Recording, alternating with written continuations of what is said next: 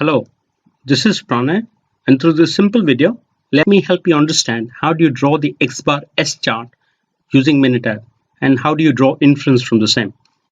You may already remember that this is to be done when you have greater than one subgroup data.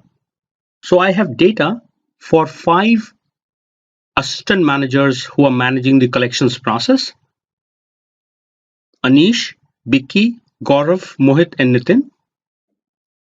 So I go to stats, I go to control charts for subgroup, and X bar S is what I'm choosing now. I've chosen the second option, and then I select all the 5 that I would want to compare.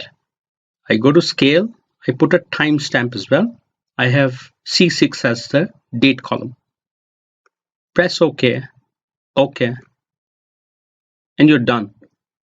You can see that the control chart is done. The first chart you should always look at is the sample standard deviation chart.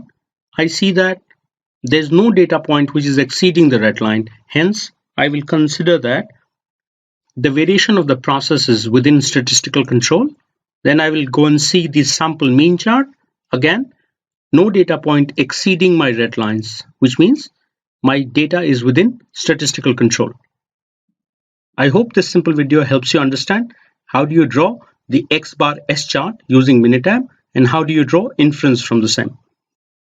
Thank you.